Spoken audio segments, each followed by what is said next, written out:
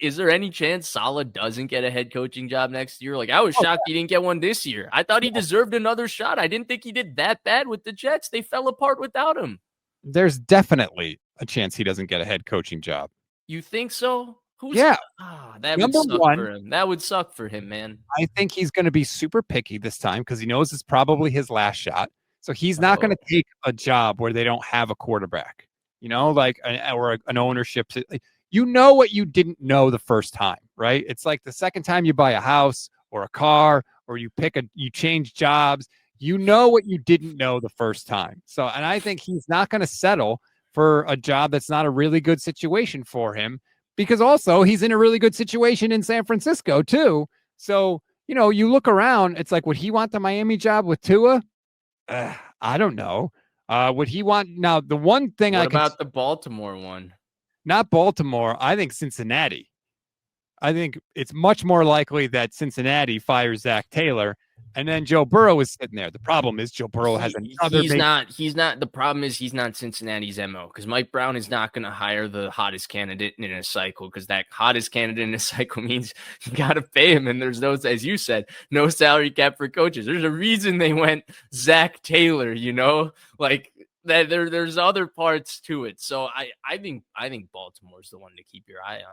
Would be fascinating. It'd be a defensive guy, but you have Lamar Jackson. Certainly any coach would welcome the chance to work with Lamar Jackson. The Ravens defense is ass right now. They could certainly use Robert Saleh. Definitely one to keep an eye on if Baltimore decided to fire John Harbaugh. I don't know that they're going to do that. But where else are you going? Pete Carroll's trash, but they're not going to fire him after 1 year.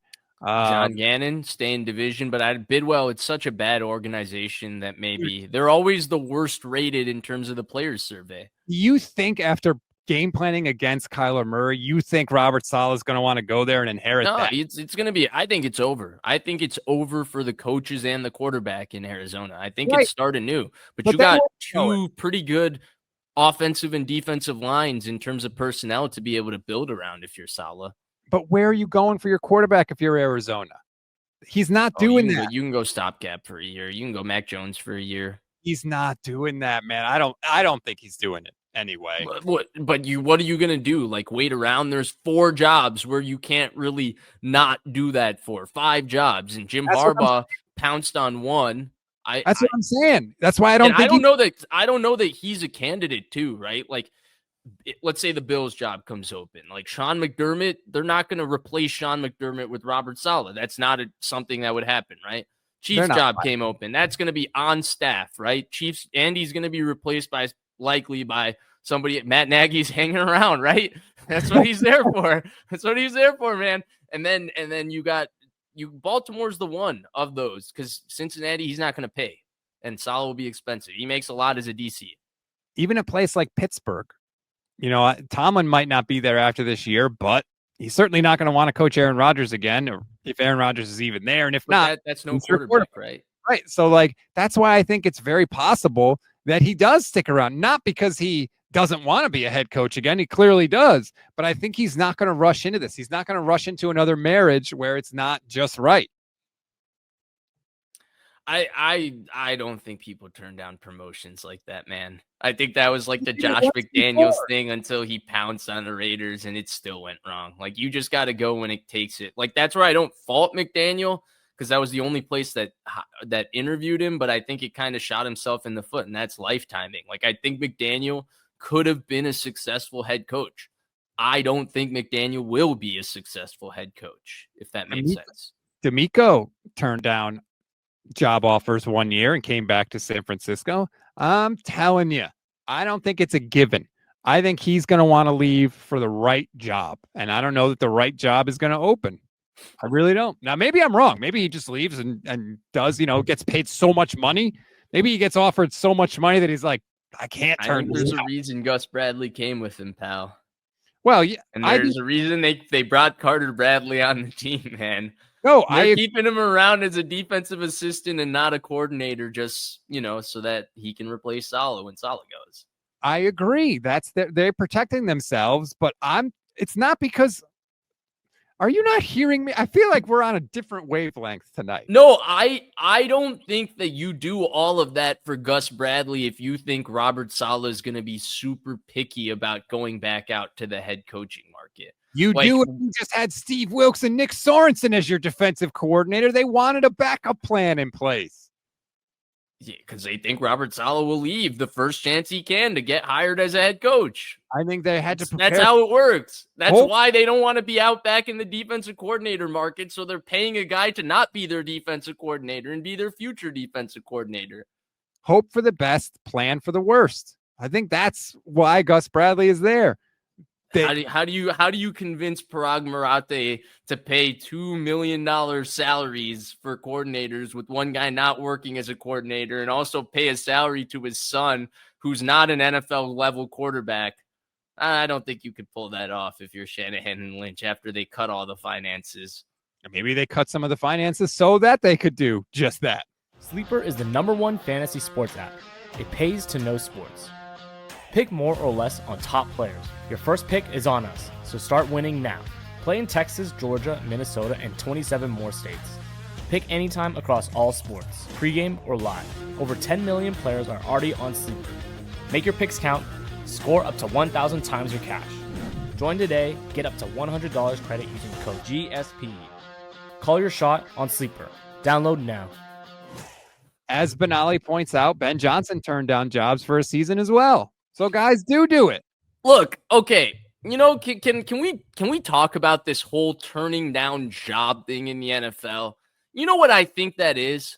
I think that's just, hey, I'm popular candidate because I'm friends with these people in the media. They've hyped me up this entire hiring cycle. Now my agent is telling me none of these teams actually want to hire me. Let me call friends in media who have hyped me up this entire hiring cycle and be like, hey, not interested in the job. Not interested in the job. Do you remember like last time the 49ers went through hiring with Shanahan and Lynch? When they were linked to Shanahan, do you remember how all these prominent GM candidates like Chris Ballard and George Payton and who's the Brian Gutekunst and Elliott Wolf pulled their name out? They're out of consideration. They're out of consideration. Why? Because it looks bad in the media if you say the 49ers hired John Lynch with no experience over Brian Gutekunst. So what does Gutekunst do? Hey, Daniel Jeremiah, pal in the media who hypes me up every single year. Make sure that everybody knows I'm pulling my name out of this. That's what this stuff is. I agree with you for a lot of it, but you don't think Ben Johnson was going to get hired the year I think two things about Ben Johnson. One, I think that he was one of the most overrated candidates because it's very easy to call plays when you have a head coach like that who has an answer for why you call plays like that every single year. And two, I think the way Ben Johnson has handled his team and the way he's handled the media at points already in his first stint and how attention seeking, he's been at times. I don't know that he was this great candidate that the media propped him up to be. I feel like he's just the next young, kind of good looking offensive coordinator. Because I mean, NFL coaches are all kind of, they work a tough job, but like, okay, he's kind of good looking. He wears a hat. Like, let's hype him up. That's what they do. That's what they want to talk about. I don't know. I do agree that Ben Johnson does seem to be like kind of a jerk and a weird dude. Like the way he like talked down to the sideline reporter the other day. So weird. He was like in her face too. He was like getting in her grill. Like he was trying to like obstruct her personal space so she felt uncomfortable by his presence. It's weird. It was very weird. Definitely. I was not a fan of that. Look, Rob, you worked for these sort of corporations, right? Like what gets reported is not what these people know about these people. And what also gets reported is not really what's going on, right? Like if Ben Johnson is a hype name and Washington, for example, has low fan morale, what looks better? If you didn't offer the job to Ben Johnson at all, or if you say Ben Johnson turned us down? We tried to get him. We tried to get the candidate everybody wanted. And so the way these things get reported and all of it is not always what's going on. I think for the most part, like think about it, put this to your own life, Rob. How many people in your own life turn down promotions, especially when those promotions come for a job that only 32 people in the entire world have, and you're changing your salary by 3x and 4x, and you're like NFL head coaches now essentially make the same generational money that quarterbacks do to help their kids after that, that sort of thing. How many people are turning that down? How many people? And it doesn't come every cycle. You lose it. You can lose it in a year. Not many do, but number one, Robert Saleh already got that when he went to the Jets, and he's still making a crap ton of money from the 49ers. So money is not really an issue for Robert Saleh. And yes, there's only 32 jobs, but if you know that a lot of your success in a particular job is outside of your control and depends on the structure of the organization around you, when you choose another one and you know that this is your last shot at this, I think you're going to be a lot more picky. You're telling me Robert Saleh is not going to be next year?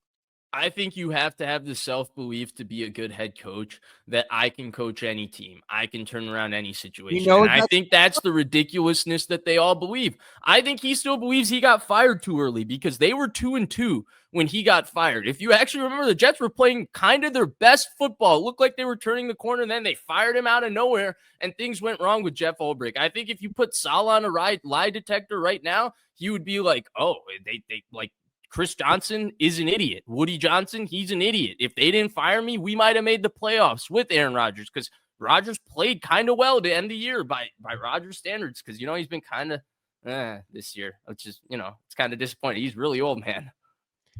I think you're giving Saleh too much credit for what he did in New York. They were 4-13, 7-10, 7-10.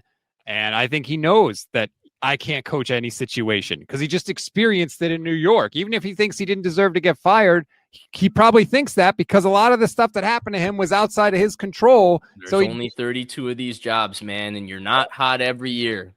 You're only hot once or twice. You're telling me he wouldn't be a hot candidate a year from now when the Niners defense got Michael Williams in year 2 and Nick Bosa back and Alfred, all these guys in year 2. But Rob, you've watched football year after year. You can't do those sort of projections. It changes so quickly.